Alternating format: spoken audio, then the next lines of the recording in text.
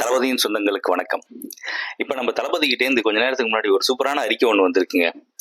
நீங்கள் என்னடா குறுக்க முடுக்கிற நடந்துக்கிட்டு 2 பேரும் டிஎம்கேவும் பிஜேபியும் கொஞ்சம் ஓரமா போய் விளையாடுங்கடா அப்படிங்கிற மாதிரி மக்கள் விரோத மறைமுக கூட்டு கணக்குகளும் மக்களால் நிராகரிக்கப்பட்ட நேரடி நிர்பந்த கூட்டு கணக்குகளும் தமிழக மக்கள் 2026 சட்டமன்ற தேர்தலில் தகுந்த பாடம் புகட்டி விரட்டி அடித்து தூக்கி எறிய போவது உறுதி அப்படிங்கிற டைட்டிலோட ஒரு அறிக்கை ஒன்று விட்டுருக்காருங்க.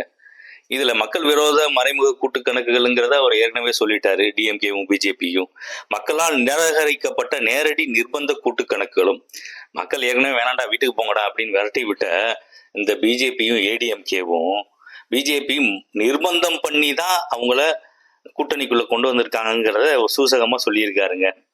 அவங்க 2 பேரையும் 2026 தகுந்த பாடம் புகட்டி விரட்டி அடித்து தூக்கி எறிய போவது உறுதி அப்படின்னு சொல்லிட்டாருங்க. இது நம்ம எல்லாருக்குமே தெரிஞ்ச ஒரு விஷயம்தான்.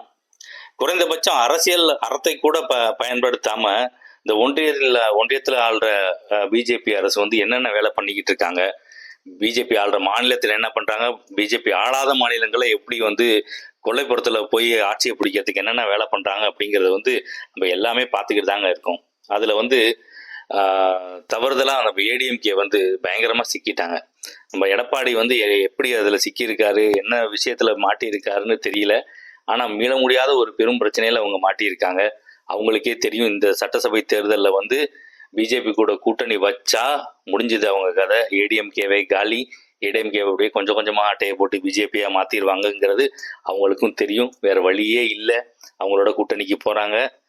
நம்ம முன்னாடியே சொன்ன மாதிரி, நம்ம பிரசாந்த் கிஷோர் சொன்ன மாதிரி, தமிழக வெற்றி கழகம் கண்டிப்பா இந்த தடவை தனித்து தான் போட்டியிட போகுது. அவர்களோட நம்ம சிறிய கட்சிகள் ஏதாவது கூட்டணியில வரலாம்.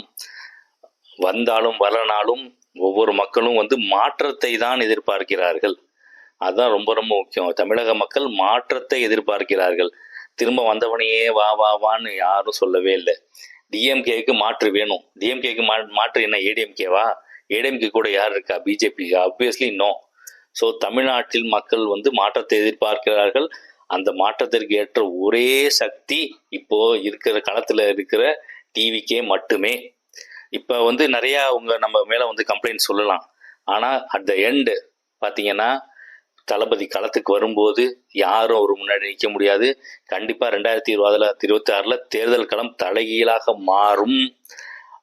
அதன் மூலமா நாங்க தான் வெற்றி அடைய போறோம் அப்படிங்கிறத சூசகமாகவும் பிளஸ் சில விஷயங்களை சூசகமாகவும் சில விஷயங்களை நேரடி அட்டாக் ஆன் ஏடிஎம்கே அண்ட் பிஜேபியும் அவர் கொடுத்திருக்காரு. கடைசியா அவருக்கு சொல்லி முடிக்கிற அதே வார்த்தையோடு நான் சொல்லி முடிக்கிறேன். கண்டிப்பாக இப்படை வெல்லும், வாகை சூடுவோம். நன்றி, வணக்கம்.